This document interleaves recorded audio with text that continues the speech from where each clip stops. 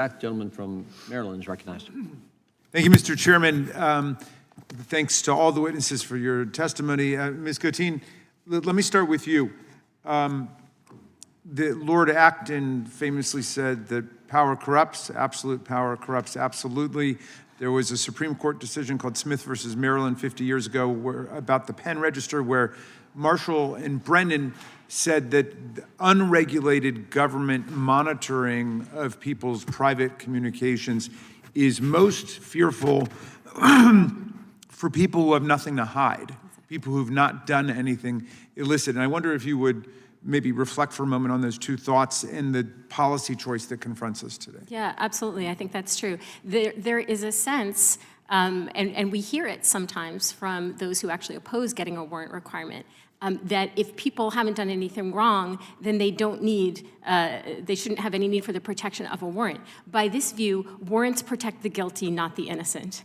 That makes no sense, right? I mean, warrants are there to make sure that people who are in fact innocent are not subject to these searches, and that the government has to have probable cause that someone has engaged in wrongdoing in order to access their private communications. There are all kinds of ways that access to private communications can be used against a person, even if they show no evidence of crime. And we see this in countries that don't have Fourth Amendment protections or the constitutional protections we have in this country.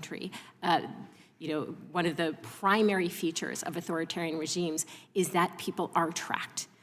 And that their communications are monitored, and this is used to keep them in line and prevent political dissent. That is not America. That should not be America. And the Fourth Amendment is an absolutely critical safeguard against that kind of overreach.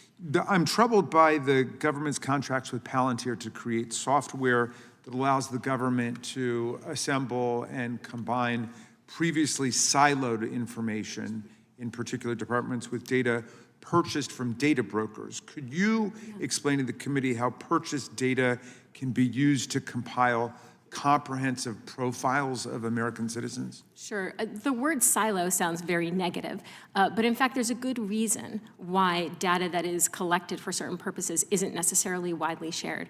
Often, if there's a major privacy intrusion involved in collecting the data, what justifies that privacy intrusion is the specific use to which the data is being put.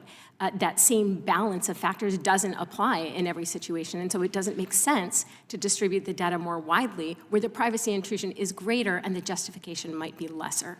So you have different parts of the government that are obtaining very sensitive data, often from data brokers. This is often data that is so sensitive that it would need a warrant or a subpoena or a court order to acquire if the government wasn't able to purchase it from a data broker.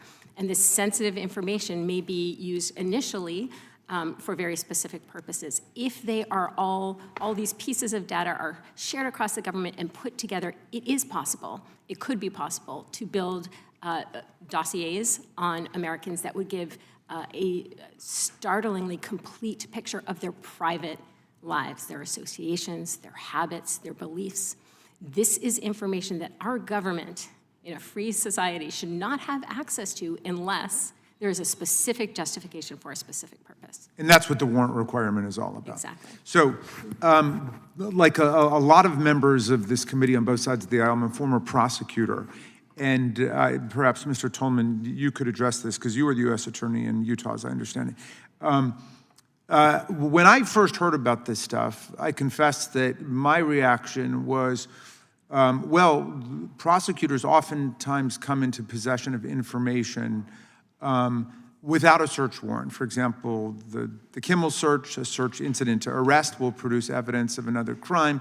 The Belton search with automobile stops, in some sense, that becomes the bread and butter of what a lot of prosecutors do. And so I thought to myself, well, if this information just accidentally, inadvertently comes into the possession of the government, then what's the big deal of letting the government use it? And I wonder why, as a former prosecutor, you would say this really is a completely different matter, and that's comparing apples and oranges. Yeah, I appreciate the question, because I think we think of it wrong when we assess the use of extraordinary tools to gather intelligence in this country. We're not looking at it through the criminal justice system lens. We're looking at it through national security. And there's the mentality of national security review is that the Fourth Amendment does not apply.